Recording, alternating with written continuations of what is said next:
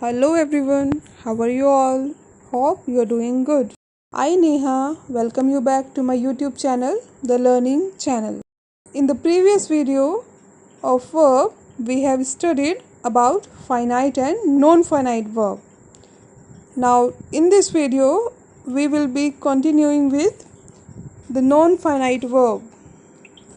By the end of this video, you will be able to know what is non-finite verb, its definition, types of non-finite verb, infinitives, gerunds, and participles in detail. So let's begin.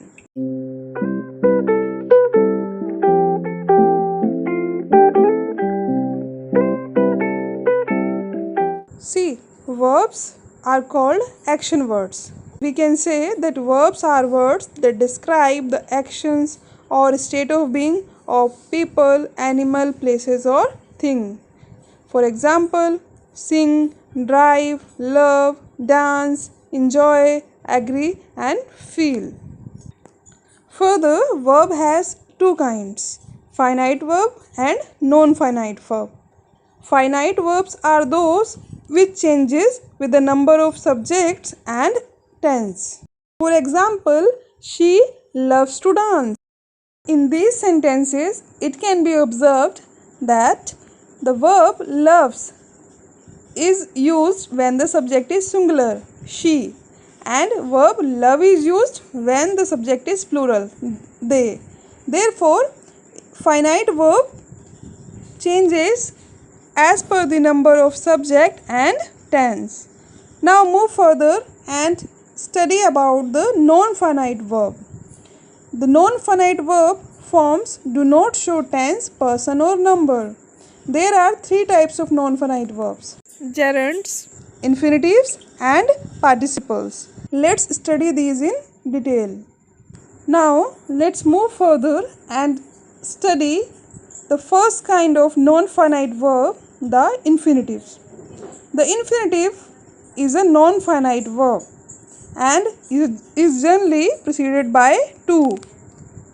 The infinitive is a verb that is used like a noun, adjective or adverb in a sentence. For example, he likes to play football. She wants to work hard. The forms to play and to like are infinitives. And please remember, the infinitive is the base form of a verb which is preceded by to. Now preceded means followed by. Okay? You have seen in the sentence he likes to play. The repeated verb is followed. He likes to play. Play is also a verb. Likes is also a verb. But play is followed by to. Right? So to play is the infinitive in the sentence. Now let's move further and study the second kind of non-finite verb, gerund. Gerund is the ing form of verb which is used as a noun in the sentence. It is also called as verbal noun. Please remember that there is a difference between infinitive and gerund. Infinitive is preceded by to, okay, and gerund ends with ing form of verb. For example, running. Running is the example of gerund. Now, another difference is that gerund is always used as a noun in the sentence, but infinitive can be used as noun, adjective or adverb in the sentence. Let's see some examples of gerunds. Running is good way to keep fit. The boys were tired of running. He seemed to be interested in fighting. I like reading books. So in these sentences, running, fighting and reading are gerunds which acts as noun in the sentences. And please note that gerunds and infinitive have the force of a noun and a verb, right? And they have same uses. Thus, either of them may be used in a sentence with not much difference in meaning. Let me explain this. If I say teach me to swim or teach me swimming, there is no difference in the what the person want to say. Okay, he want to learn swimming, so he is saying to the instructor that teach me to swim, or he can say teach me swimming. Now comes the last type of non-finite verb, participle. A participle is that form of verb which has characteristics of an adjective and a verb. Participles are of three types: present, past and perfect. Let's study in detail. Number 1, present participle. Present participle has first form of verb plus ing. For example, run plus ing, running. And it ends with ing and represents an action as going or incomplete. Let's see the examples. First is, we met a girl carrying a basket of flowers. So we can see that the people met a girl who was carrying a basket of flowers.